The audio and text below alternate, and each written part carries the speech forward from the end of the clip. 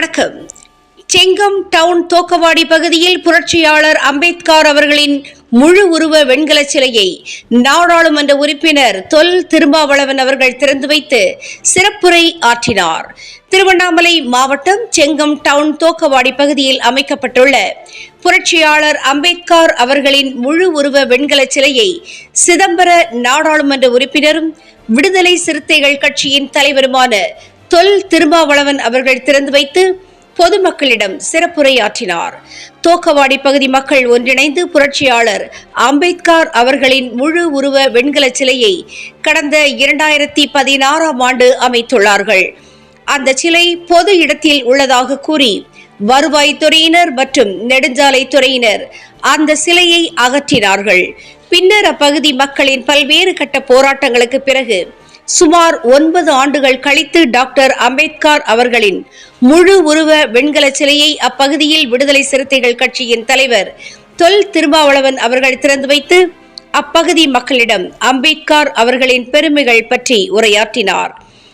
நிகழ்ச்சியில் செங்கம் சட்டமன்ற உறுப்பினர் மு. பெ. கிரி மற்றும் அனைத்து கட்சிகளை சார்ந்த நிர்வாகிகள், பொதுமக்கள், விடுதலை சிறுத்தைகள் கட்சியினர் என ஆயிரக்கணக்கானோர் கலந்து கொண்டார்கள். தினமுகம் எக்ஸ்பிரஸ் செய்திகளுக்காக மண்டல தலைமை செய்தியாளர் டி. குருபரன் மற்றும் ஐயம்மாள். மோதிலால் நேருவும் பாரத்னா படித்தவர்தான். சமகாலத்தில் அப்படி எத்தனையோ பல பெரிய சட்ட வல்லுநர்கள் எல்லாம் இருந்தார்கள். புரட்சியாளர் அம்பேத்கரின் தலைமையிலே உருவாக்கப்பட்ட இந்த வரைவு குழுவிலும் கூட பி. கிருஷ்ணமாச்சாரி என்ற ஒருவர் இருந்தார். அல்லாடி கிருஷ்ணசாமி இருந்தார். இவர்களெல்லாம் பிறப்பாலேயே உயர்ந்தவர்கள். அவர்களும் சட்டம் பயின்றவர்கள்தான். ஆனால் அந்த பி. கிருஷ்ணமாச்சாரியால் இந்திய தேசத்தின் அரசமைப்பு சட்டத்தை எழுத முடியவில்லை. அல்லாடி கிருஷ்ணசாமி ஐயங்கார் அவர்களால் அந்த சட்டத்தை எழுத முடியவில்லை.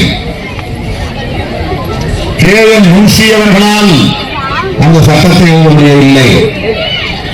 வண்டியிலே ஏறியதும் வண்டிக்கு தீர்க்கப்பட்டு விட்டது என்று சொல்லி வண்டியிலிருந்து ஒரு சாதுகரியனால் குனைசாய உட்பட வீழ்த்தப்பட்ட, அவமானப்படுத்தப்பட்ட புரட்சியாளர் அம்பேத்கரால் தான் இந்த தேசத்தின் தலையெழுத்தை எழுத முடிந்தது.